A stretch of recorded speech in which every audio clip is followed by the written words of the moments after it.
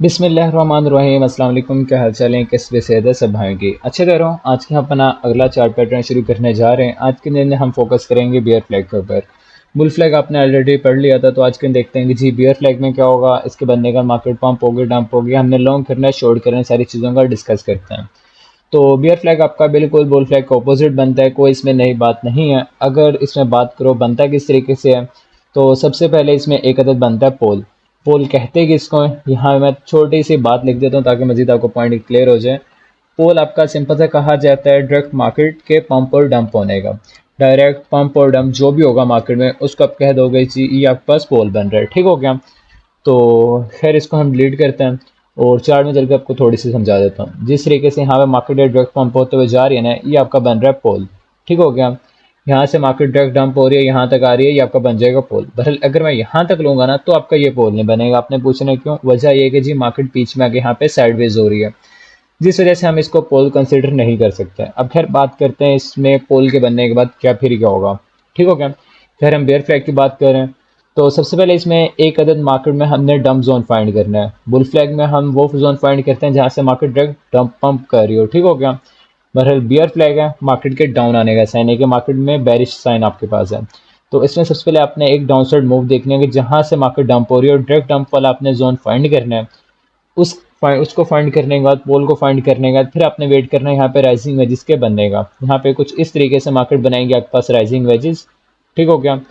अब rising edges में भी आप दो बातें याद रखना कि जी मार्केट यहाँ जो राइजिंग एजेस बनाए ना, वो आपके पोल से छोटी बन रही हो, पोल की हाफ से बल्कि छोटी। पोल के आपके पास हाफ बन रहा होगा तकरीबन, तो इससे छोटी बन रही है ना कि जी यहाँ तक आपकी ये राइजिंग एजेस बन जाए तो वो इनवैलिड हो जाएगा। और ना ही ये इस तरीके से बन जाए कि इतने बड़े जोन पे जाके बन रहे होंगे फिर भी आपका इनवैलिड हो जाएंगे। ठीक हो गया। तो अब इसकी बात करते हैं कि चीज़ के बनने के बाद फिर हमने क्या चीज़ देखनी है। तो इस तरीके से बनने के बाद फिर आपने वेट करना है टैप से होने का। मार्केट मूव किस तरीके से दे रही है, मार्केट यहाँ से डायरेक्ट डंप होते हुए आ रही है, डंप यहाँ तक हुई है। यहाँ तक डंप होने के बाद फिर मार्केट यहाँ पे आपके पास राइजिंग एजेस बनाएगी। एक टैप अपसाइड, एक टैप डाउन साइड, एक दोबारा टैप अपसाइड लगेगा, एक दोबारा टैप डाउन साइड, एक टैप अपसाइड लगने के बाद, तीन टैप्स लगने के बाद फिर मार्केट यहाँ पे देगा आपके पास ब्रेकडाउन। मिनिमम थ्री टैप्स, ज़्यादा से ज़्यादा जितने मर्जी टैप्स हों, फर्क नहीं पड़ता। फिर यहाँ पे मार्केट आपका करेगी ब्रेकडाउन। ब्रेकडाउन के बाद रिट्रेसमेंट वाला जो जोन होगा ना, रिट्रेसमेंट से आप पकड़ोगे शॉर्ट ट्रेड और टारगेट करोगे डाउन साइड। ठीक हो गया यहाँ तक। अब हमारे इसमें टारगेट्स क्या बनेंगे, जो हमने पोल फाइंड किया होगा ना, जो पोल का साइज होगा उसको उठा के हमने रख देना, क्लोन किया या वैसे उसको फाइंड किया और उसको उठा के रख देना रिट्रेसमेंट वाली जगह के ऊपर। ये बनेंगे टोटल आपके टारगेट जो भी पोल का साइज होगा। तो अब ज़रा चलते हैं चार्ट के ऊपर, इसकी ज़रा बात करते हैं कि जी किधर बन रहा हो, ताकि हमें एग्जांपल हमारी मजीद क्लियर हो जाए, पैटर्न हमें समझ आ जाए।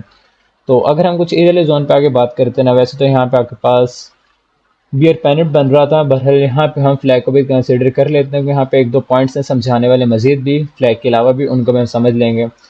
अब सबसे पहले अगर यहाँ पे देखोगे, सबसे पहली चीज़ हमने क्या देखनी है, पोल को। यहाँ से देखो तो मार्केट डायरेक्ट डंप होते हुए आ रही है और यहाँ तक डंप हो रही है। आपके पास जो आपके पास पोल है वो वैलिड है। ठीक हो गया। अब हमने फाइंड करनी है अपनी राइजिंग वेजेस। अगर मैं यहाँ से मार्क करूँ तो ये कुल बन रहे हैं आपके पास राइजिंग वेजेस। ठीक हो गया। यहाँ से मैं इसकी रेफरेंस लाइन को मार्क कर देता हूँ, ये हमने बना दी राइजिंग वेजेस। अब यहाँ पे दो पॉइंट जो हमने डिस्कस किए थे, इसके हाफ से छोटी बन रही हो, वैलिड है। और ना ही ये इतने ज़्यादा बड़ी बन रही है तो भी वैलिड है। दोनों पॉइंट्स हमारे क्लियर है। अब हमने वेट किसी चीज़ का करना है, मार्केट हमें ब्रेकडाउन दे। ठीक हो गया। यहाँ से वेट करते हैं ब्रेकडाउन होने का। ये देखो यहाँ पे आपका हुआ ब्रेकडाउन। अब हमने वेट करना है रिट्रेसमेंट का। अब ये रिट्रेसमेंट आपके दो जोन में बन सकती है। कौन से दो जोन, एक हमने लिया हुआ है वीक टू वीक, पर हो सकता है कि जी मार्केट आपके पास सेले जोन पे रिट्रेसमेंट दे जाए तकरीबन 30,000 पे, या फिर मार्केट दे सकता है आपके पास रिट्रेसमेंट तकरीबन 29,300 पे। ठीक हो गया। अब इस तरह के छोटे मोटे जो चीज़ें होते हैं, ये हमने छोटे टाइम फ्रेम पे आके अपनी एडजस्ट करने होते हैं। फॉर एग्जांपल यहाँ से ऊपर से क्रिसमस लाइन हम लगा देंगे, या जिस भी तरीके से हमने यहाँ पे अपना जो हमारे पास क्या कह सकते हैं, एक हमने जोन को मजीद क्लियर करना होता है, क्योंकि हमने ज़्यादातर फ्यूचर ट्रेड लेनी है। तो फ्यूचर ट्रेड में हमारे लिए परफेक्ट जोन आना लाजमी है। तो खैर यहाँ पे देखो मार्केट आपकी रिट्रेसमेंट देती है यही वाले जोन के ऊपर वीक टू वीक पर ही। तो यहाँ से हम करेंगे शॉर्ट। अब हमारे टारगेट्स क्या बनेंगे, जो हमारे पोल का साइज़ होगा। ये आपका पोल है। अच्छा, अब यहाँ पे पोल का एक और मसला भी होता है, अगर मैं यही वाले टारगेट्स लेता हूँ ना, तो ये वाले टारगेट्स आपके परफेक्ट हिट नहीं होंगे। ठीक हो गया।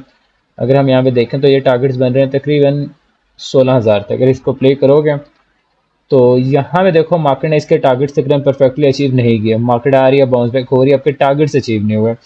अब टारगेट्स अचीव ना होने की यहाँ पे वजह क्या थी? मार्केट तो आपका बीच में से पंप कर गया तकरीबन कोई 17,000 से। अब टारगेट अचीव ना होने की वजह यह है कि जब मार्केट इस तरीके से डंप हो रही होती है ना बीच में, बिग मार्केट काफ़ी ज़्यादा लगा जाती है।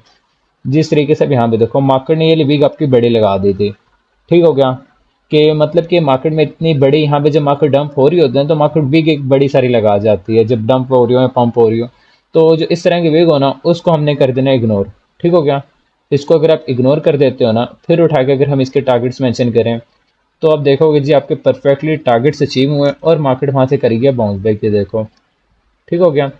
तो ये छोटे छोटे से की पॉइंट्स होते हैं जो हमने फोकस करने होते हैं ज़्यादातर, क्योंकि चार्ट पैटर्न्स वगैरह हमारे ट्रेड हो रहे होते हैं, बन जाते हैं, और ये छोटे छोटे से पॉइंट्स हैं जिनके जैसे हमारे एसएल वगैरह या एसएल हिट होते हैं, और ज़्यादा एक्यूरेसी हमारी इन चीज़ों पे फोकस करने की वजह से हो सकती है। ठीक हो गया। तो खैर ये बनता है आपके पास बियर फ्लैग। अगर खैर इसके बाद भी बात करोगे ना, तो यहाँ पे भी मार्केट ने छोटा सा बियर फ्लैग बनाया था, खैर ये छोटा सा तो नहीं था। तो इसी चीज़ की हम बात करें तो छोटा सा इनवैलिडेशन पॉइंट आ जाते हैं आपके पास। जिस तरीके से यहाँ भी आपके पास ये बना तो था बियर फ्लैग, बहरहाल ये बियर फ्लैग ने आपकी राइजिंग एजेस ज़्यादा क्लियर थी। ठीक हो, क्योंकि बहुत बड़े जोन में बन गए थे। अब अगर इन दोनों में आप फ़र्क देखोगे ना तो साफ आपको पता लग जाएगा जी इन दोनों में क्या फ़र्क आ रहा है। तो लाजमी तौर पर आपको इस तरीके से छोटी सी आपके पास राइजिंग एजेस बननी चाहिए, फिर आपके पास बियर फ्लैग ज़्यादा आपके पास वैलिड रहता है। अगर इनकी बात करो ना कि ये ला बियर फ्लैग भी है ये ला भी, इन दोनों में मार्केट मतलब इज्जत किसको देते हैं? तो ये मसला होता है कि जी मार्केट जब इस तरीके वाला आपके पास बनेगा ना बियर फ्लैग जो एक्यूरेट बन रहा होगा, ज़्यादा क्लियर बन रहा होगा, मार्केट उसको परफॉर्म करने के चांसेस ज़्यादा होंगे जी मार्केट यहाँ पे हमारे टारगेट्स अचीव कर जाए। ठीक हो गया। हमारे एसएल हिट होने के कम से कम चांस होगा। बहरहाल जब इस तरीके से थोड़ा सा क्लियर नहीं बन रहा होगा, नोट क्लियर होगा, फिर हमारे पास चांस होता है कि जी मार्केट यहाँ पे हमारा एसएल अगर हिट कर सकती है, हो सकता है मार्केट हमारे टारगेट्स हमें परफेक्टली अचीव ना करे।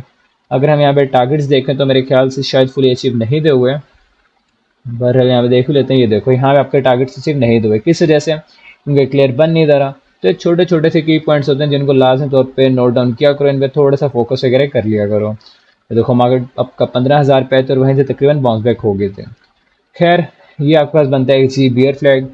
तो उम्मीद है कि समझ आ गया होगा। बकाया जो भी क्वेश्चन अगर आप एफबी ग्रुप में आके पोस्ट कर सकते हो और अपना सारे के सारा होमवर्क वगैरह यहाँ पे आके अपलोड कर सकते हो, आपको सारा बता दिया जाएगा वैलिड है कि नहीं या इनवैलिड है, या जो भी गलतियाँ वगैरह होंगी वो मार्क कर दी जाएंगी। तो इंशाल्लाह मिलते हैं अपने अगले किसी चार्ट पैटर्न की वीडियो में। तब तक अपना ख्याल रखिएगा। अल्लाह हाफिज़।